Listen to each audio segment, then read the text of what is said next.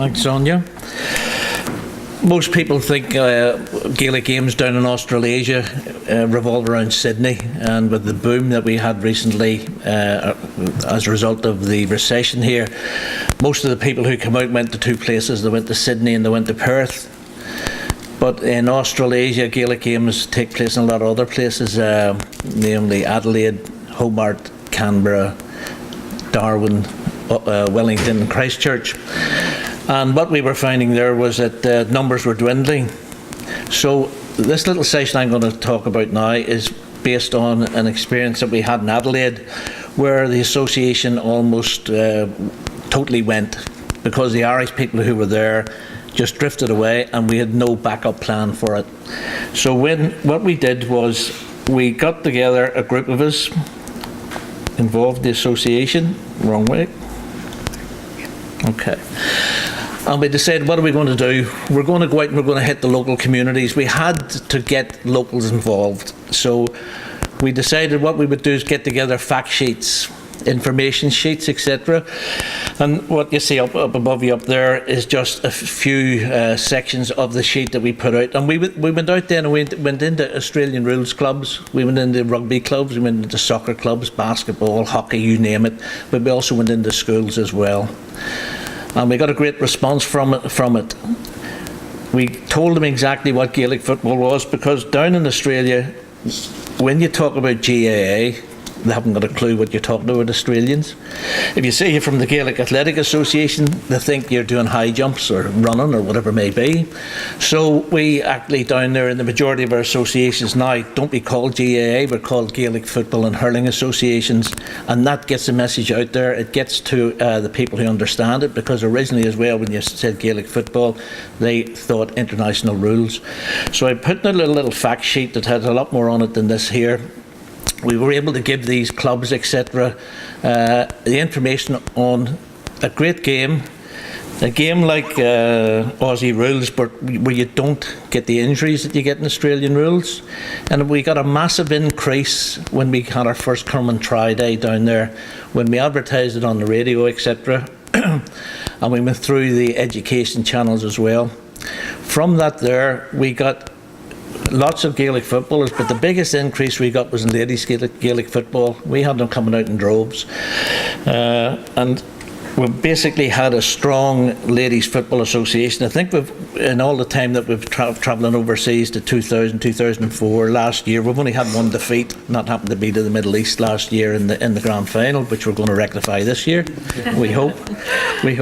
So that tells you what the fact sheet was.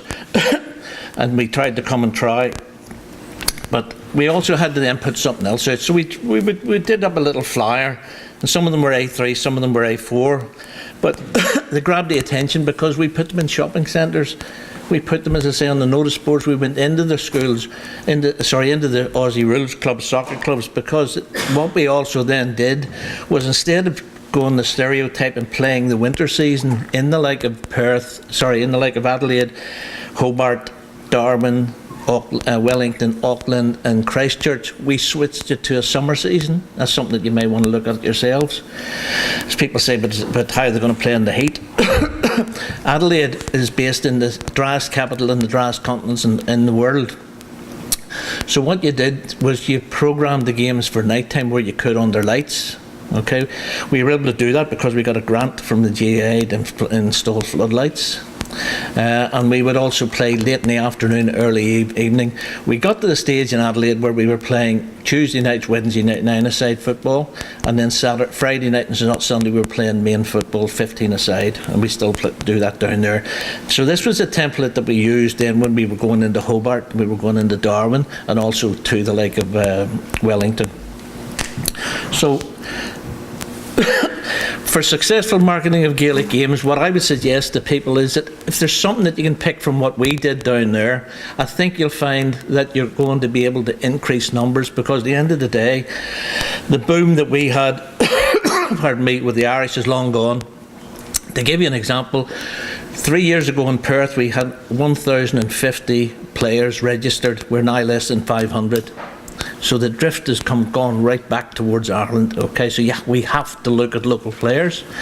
So as I say, some of the tips I would give you is to get into the local clubs and schools, have the flyers and the information that's displayed in the various areas, play the games in the opposite season to their normal sports. So if they play rugby in winter, you can never compete in New Zealand against rugby in winter, but you can in the summertime. Provide the facilities that are conducive to keeping the players, in other words, try and have floodlights, etc., but have good facilities, okay, where you can offer the facilities, etc., that are going to be attractive to families. You get the bloke out, you get the wife out, the girlfriend out, or with the girlfriends out, and the family, the association just builds and builds and builds. Offer different levels and divisions, such as what we did in Adelaide. We would start off with the kids. We would play on a Tuesday in minor football. We would then play 9-a-side for the teams that just wanted a social game. Okay, we could have it like in Wellington, etc., where they play men and women, the combined game. But have a pathway to higher levels for those who really want to go on with it. And that's the people who you see here today, or you'll see here over the next few days. And in the men's and in the women's, etc., we're going to have native players who are playing with the expats as well. And the last thing, as I say, is that, okay, if you go to someone in Abu Dhabi, or you go to someone in Philadelphia, or you go to someone in Beijing and you want them to play Gaelic games, I don't know if you say we're from the GAA or the GA or whatever it may be, is that going to tell them what it is? So you maybe have to sometimes just think outside the square and call yourselves the Gaelic Football Association of Beijing or whatever it may be. It gets the message across to people. Thanks.